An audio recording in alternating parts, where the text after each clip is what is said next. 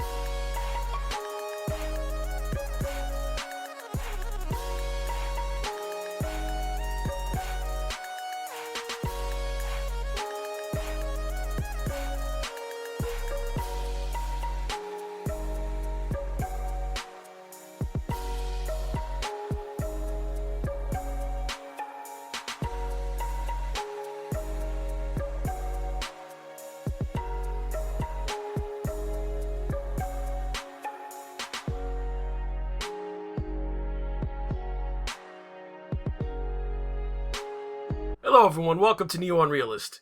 The odds are that if you're watching this, you have at least heard of or you're familiar with, or for some smaller number of you, maybe you're even an occasional watcher of the YouTuber PewDiePie, or Felix Kjellberg as he's known in real life. For most of the last decade, PewDiePie was the single largest channel on YouTube, and until recently, he was passed in number of subscribers by Bollywood corporate behemoth T-Series. But, having said Kjellberg, he remains the largest independent creator on the YouTube platform. And, perhaps that is a proper way to frame this. You see, PewDiePie, love him or hate him, he represents YouTube as it was in its golden age, before a couple of years ago, when the you in YouTube really meant you. When one person armed with nothing but a camera or a screen capture device and some creative content, they could work the YouTube algorithm and, achieve great success on the platform. Well, the recent changes wrought on YouTube and big social media in general, they've now heavily tilted the playing field to large billion-dollar corporations. So PewDiePie, being surpassed by an Indian corporate channel, it's apropos.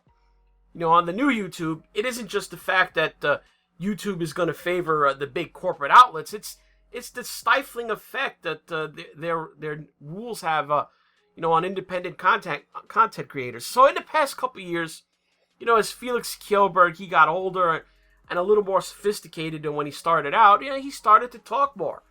And don't get me wrong, 99% of the guy's content has always been jokes, memes, playing video games and aimed at younger audiences. But every once in a while, in the past couple of years, PewDiePie, he would say something that, hinted at that he was at least on some issues that he leaned to the right side of the political spectrum.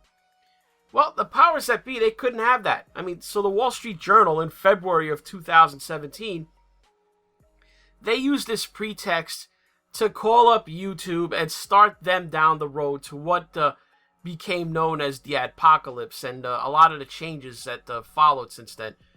Corporate media's op to gain control over their main competitor when it was looking like YouTube would basically surpass them in relevance and importance. And to a great extent, they still are. They may have just, all they think they've done is, put off the inevitable.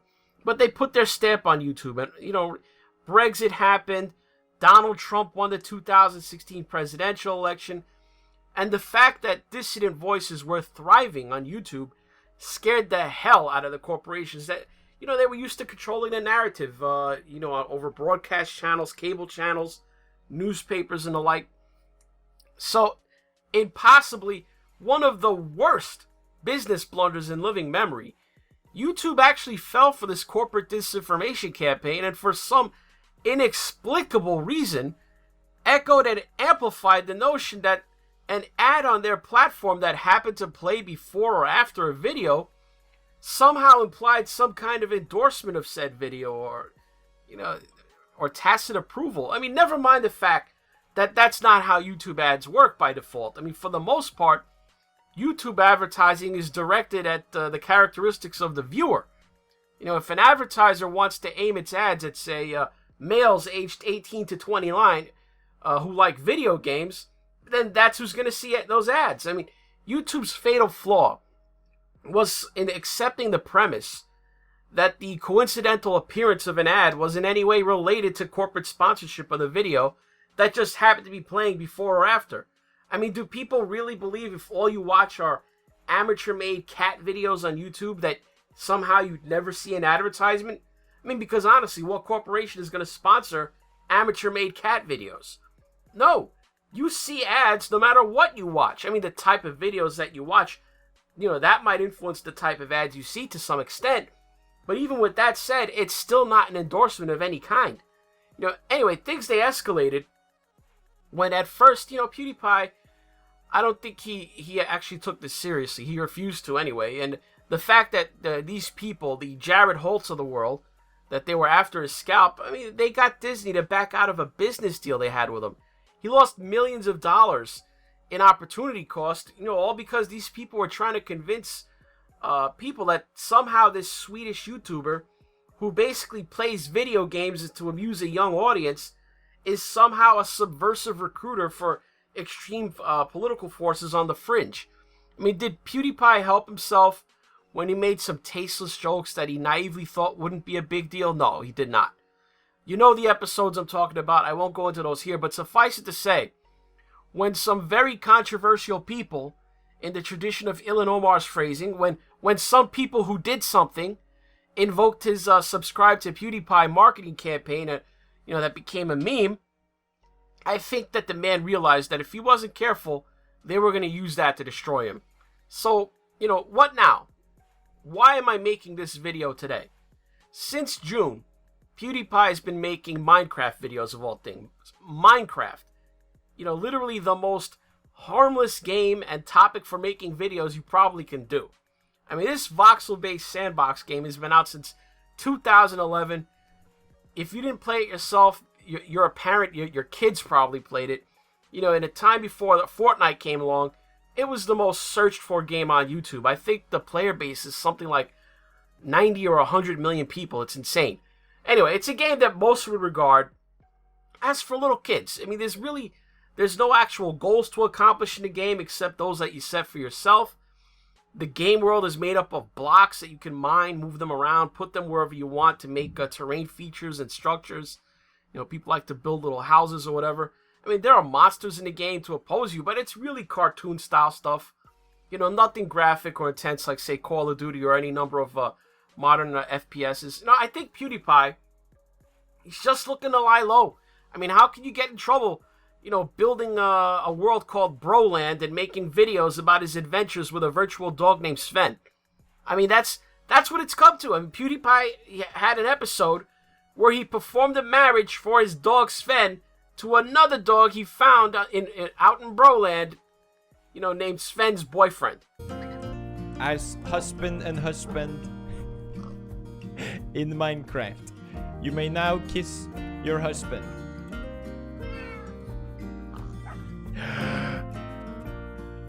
They're so cute. Look at him. His face is so big. Oh my god. Yes.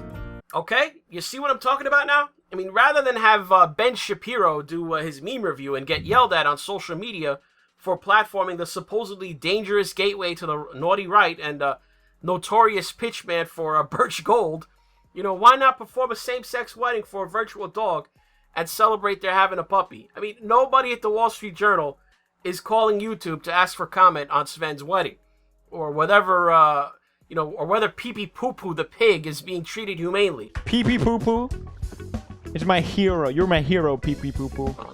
That's right. Who's my Pee Pee Poo Poo? That's you. You're my Pee Pee Poo Poo. No. Oh my god, Pee Pee Poo Poo. How did you even do that? Pee Pee Poo Poo. Fine. You know what? I understand. You don't want to disrespect Mr. Pee Pee Poo Poo. Oh, now you go back in. Pee Pee Poo Poo, stop! I think it's clear from his video expressing gratitude for the viewership support for his recent shift into Minecraft videos, exclusively, that by not saying anything edgy or political, PewDiePie is not being penalized financially by YouTube anymore by demonetizing his videos. Seriously.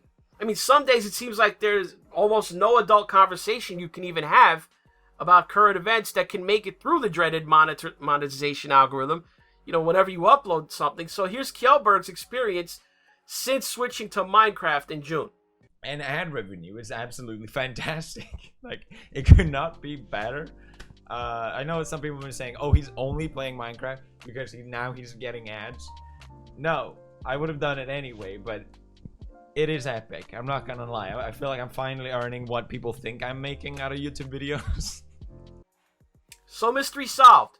YouTube's biggest independent creator has been so beaten down by the media and YouTube itself that he's turned to a game that, he purposely avoided for 8 years, not wanting to do it. And he notices that he's rewarded financially for shutting up and playing with Sven the dog and Pee Pee Poopoo the pig. Because Pee Pee Poopoo doesn't get you demonetized, you're going to get more Pee Pee Poopoo for a while, because until PewDiePie feels safe again, or eventually pulls a ninja and just moves to a platform where he can talk freely, no one would think that a ninja would ever leave Twitch. Is it possible to think if an alternative to YouTuberos that had major money behind it to offer him, but didn't throw him under the bus every time some journalist with an agenda called to concern troll, that he might not jump ship? I mean, it's just something to think about. That's all for this NeoUnrealist. If you want to help the channel out, hit like for this video, drop a comment below, hit subscribe if you haven't already. Be sure to click the notification bell and set it to all to keep up with newer content. Now, if you want to go further with your support, toss your hard-earned dollars into the tip jar or do a monthly pledge. Follow the links below to Subscribestar or PayPal, or just use the green tip pledge button if you watch this on BitChute. Last but not least, after having waded through the diatribe on a mercurial Swedish YouTuber's experience of reviving an 8-year-old game popular with children in order to stay out of YouTube's demonetization gulag and the money-grubbing capitalist portion of this video that you just sat through, much appreciated, and thanks for watching.